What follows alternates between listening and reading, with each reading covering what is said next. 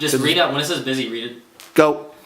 Hey, what's going on YouTube? Down with Paris 21 here, and we're here with the gang doing another episode of Group Talk. So, what are you guys doing? Solitaire. Solitaire. Okay. Someone's cheating at solitaire. Anyways, just to introduce yourselves again, in case you guys don't know. Start with you. What's up, guys? I'm Kuro. Zakura. This again. Link in the description. Link around the description. I have a weird sense of deja vu. No, well, don't worry about it. It's just I'm having the worst case of deja mustard right now. Your imagination. What's up, guys? I'm Warlock36, and I'm the crazy rogue person. I guess people know me for that. And I have my Tachi boys over there, Dark Rex and Raptor Colonel. Yep. Hey, I'm DigiSpirit. I have my sword girls there. Sword girl. S-word girl. Sword girls. It's a download card game. That's not. Hello guys, Twin Blaze X. What are they talking about? The illustrators finally My did Dueling card Dragons and game. Baku. Free card. Good representation for the topic of the video. And of course, you guys already know me. I just actually introduced myself, but I got my dynamic duo, Coco and Sakuya, right here. I didn't feel like putting the end right now nowadays. So, Kokokia. yeah, they work so good together. But yeah, now the topic of the video, it's actually been brought up a few times in the Facebook groups I'm actually part of and some forums, and it really comes to the question I know a lot of you guys asked was, you know, can a cheap deck be competitive? You know, it's basically like that. Are the prices you see nowadays on cards, such as, you know, Aquaforce being like a $300 deck and such, is it worth the price? So that's pretty much what we're here to discuss on. I know some of us have a few different opinions on that. Starting with this guy. But yeah, Bleep. let's let you take your first take on it. Alright, well, personally, like, people when they say a cheap deck, they think usually, like, less than $100, so $100, double yeah. digits usually. Now, you basically are asking is it still worth it to actually be a competitive player in that case? Personally, I think it is, because we've, Twin Blaze, myself, and Rill, we team up, we're Team Nova Bulls, and Domino Paris actually is a member as well, but during the time he was at Regional, so he couldn't actually compete for us, so we had Rill and Twin Blaze doing it. And we were, for the main part, cheap decks. I mean, Twin Blaze was using Machines, I was using Grand Blue, and he was using Zolas, but, you know, He doesn't count. he doesn't really count. Just let you know, Bill is over here. He ain't in the And I'm video. not Bill. He's off camera. Yeah. Yeah. Don't mind him. And we've proven time and time again that you don't need a competitive deck to always like have wins tournament. Does it help?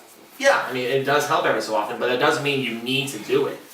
It just proves that, you know, just stick with what you have to like, just stick with what you like, practice with it, and you can do better. You can still do just good even if you did buy a competitive deck that way. Makes sense. Twin Blaze, what's your input on it? Basically what Warliken said, I mean, knowing your cards is a big thing. You know, when you're looking at price, the first thing you really want to look at is your play style. Once you figure out your play style, it'll help you figure out what deck you like and what's going to best represent you in your price range.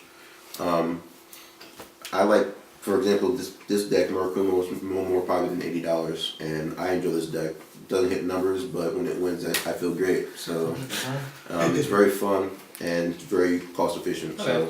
So you guys are pretty much, so both of you guys are kind of like in favor of saying, you know, you can build a deck for under $100 and have a chance to compete with the tournaments. Of course. Like, I for one say, like, when it comes to picking out deck selection, I know there's, you know, some meta-oriented guys out there who kind of think of, you know, yeah, not really. I'm kind of like the meta guy.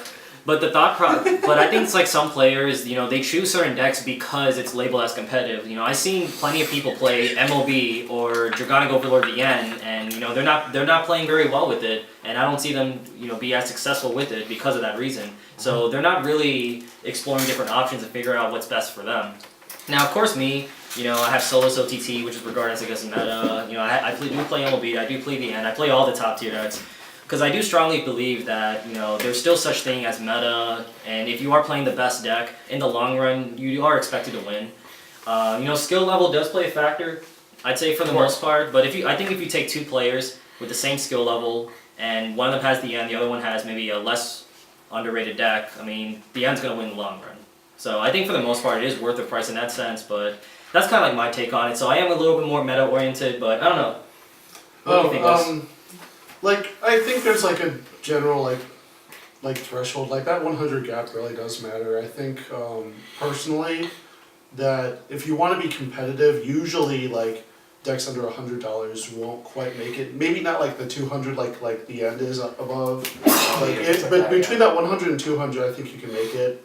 But like with a few exceptions, like maybe Arboros, because they can hit those numbers. But like beyond that, like there's not many options that can actually like hit things without like being really lucky. Because I know I know usually every deck usually has that money card. Say like other than outside the boss Vanguard, they usually have some kind of money card that kind of helps support it better. Like Aquaforce has the Basil. The End has a lot of stuff. MLB has a lot of great support. I mean, I think that's really what makes that money deck too. But I think it really comes to the question is, you know, how do we label like certain deck to really be that competitive deck? You know, what does it take to be a competitive deck? I'll let you start. What does it take to be a competitive deck? Usually, I mean, it takes usually with all the different kind of support that comes out with it. I mean, if it's going to be a good enough support, then obviously it's going to have a lot of help. I mean, look at the End. I mean, technically it's a Kagero clan. Kagero's been out since set 1. Kageros have been good since set 1. Exactly. Kagero's amazing. Now, compare that to something that hasn't had support in, you know, months, if not even a year now, Grand Blue. Grand Blue only had 2 packs of support, maybe even 1, like 3, like 2.5 really. Well, what kind of support do you feel that will actually make the deck competitive? In particular. In this case, honestly, we would need some that's very similar to what most decks have. Like for example, MLB and the End have one main thing in common, and that's Burning Horn Dragon, the loyalty rear guards, which help out a lot. The great 2 12Ks. Right, the great 2 12Ks, which in turn to a 20K column behind their respective 8K booster. So they can hit numbers consistently. Yeah, the fact that they can hit numbers consistently is a definite factor on that, without a doubt. And the more that those kind of clans can actually hit those numbers, and obviously more people are gonna want that, just because it's gonna keep hitting Vanguard attacks, it's gonna keep winning games, and because of that, people will want to try to play the deck that wins more games that way. Yeah, it makes sense. Like, I think really, because when you compare, like, if you take a deck like the End or like MLB, which are regarded like, you know, 2 of the best decks in Vanguard, compared to, I don't know, what's a cheaper deck I can really mention? Mega Colony. Grand Blue. Yeah, Mega Colony, Grand Blue. Because when you look at the End MLB, like every deck has a focus, a strategy. You know, they have like the End. You know, you have Persona Blast. MLB has that constant crit thing they have. But also, if you look at the utilities that they have around them, you know, their grade 2 lineup, their grade 1 lineup, they have a lot of synergy with their main boss, but also they have a lot of utilities. They have answers like killing things Toolboxing. that don't need to be on They have a lot of utilities. You know, that's really what I like. That's really what makes these competitive decks competitive. So I mean, that's really what it is. I mean, to be a top tier deck, you have to either build card advantage and or put pressure on your opponent. So decks that can do that consistently is going to be a competitive deck, and there's going to be expensive cards that support that. That's what I feel. I don't know. What do you think, Twin Blaze? I mean, I can agree with that. Also, a big thing, I think, even though it's not really a money issue, is what triggers are available for your decks. That's true. There are That's some, definitely and now, That can be its own topic. triggers are, you know, cheap because they're common, but They're the core of the deck, honestly. let's say this current deck, all I have is 1 trigger of each kind, and that's it.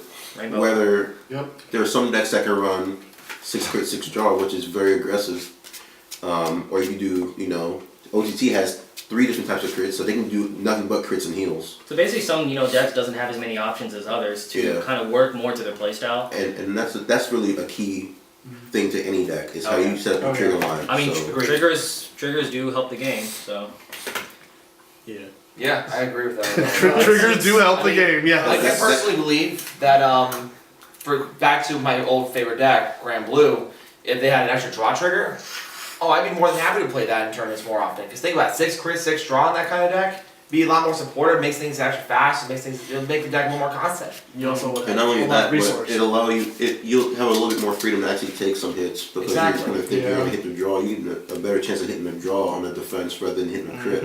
yeah. So more people are actually going to 6 crit, 6 draw because it's a little more even. Yeah. So Yeah, so just being able to have options to work with to kind of help focus your strategy a little bit more can definitely be very, very helpful for a lot of decks. So basically, when it comes to card pricing, I mean, it overall just comes down to, you know, meta, you know, whether you feel that, you know, if you want to play the End from scratch, you know, are you willing to drop, do you think it's worth dropping, you know, what's it called? How much is like $250 to $300? Something like 300 that. to do it, or do you think maybe a deck like Katachi Kazi? I think overall, just stick to what you know best and what you feel comfortable with. Because I know, like my good buddy Zag, I know you're watching. He plays Spike Brothers, which I think is the best budget deck that's under $100. Yep. Oh, Yeah? hands down. He hands definitely down. He owns MOB. He owns the end. He has access to these decks, but he feels the most confident with Spike Brothers. Yeah, play the deck you're confident with. Whatever you feel the most confident with. Simple as that. You know, if your life is on the line, what deck will you rely on? That's You should rely on giant robots. Yes. That's you. Yeah, that's exactly what you want to play. You don't want to play a deck that you don't know. Like, Right. You don't just be like, "What's the best deck?" And like I'm gonna say, yeah, the end. Well, And people that's- are want gonna- it. But then you play badly, Yeah. and then Well, that's you, the problem. Yeah, because you don't know how to play. If you don't know When how to new play, people come into the game, they ask you what deck's the best. That's totally opinionated. So the best thing to tell somebody that's trying to get into the game is to look at a couple of clans or just ask specific questions whether they're Just like demo being them. aggressive. Exactly, just demo a deck. Yeah. watch go to locals and watch say, the hey, person play them and then ask them questions. simple as that. Watch So, and watch the anime. That's all I can say. I'm not gonna. Well, the anime has issues. Yeah. Well, Pros and cons, especially The anime but, was. but overall, just when it comes to picking decks and prices, I wouldn't say don't look too much of the price, but look more on the fact of exploring different options and find out what you feel is best for you. What do you feel most confident with? So yeah, Explore your play style. go to your locals, ask for nice people to demo their decks, and Us. I think that Come to Chantilly. Game Come to us. brother. Oh, yeah. If you are ever in the Virginia DC, area. Maryland, Virginia area, our locals technically would be Game Parlor at Chantilly. Chantilly, Virginia. I usually host tournaments there every Thursday night from like 5 to 10, I want to say. Guys, if you ever feel like you want to play the tournament and meet any of us, Message we're us. Chantilly Thursday night or message. Leave a any of message, us. yeah. Help you guys Keep out. up with my vlog. Well, yeah. Other than that, guys, I think that's pretty much it for group talk. Will's over here, by the way. Oh yeah. As always, feel free to leave a comment down below to let us know what you guys think. And as always, don't forget to comment, like, subscribe. See you guys later. How do I stop it? Hit the record button.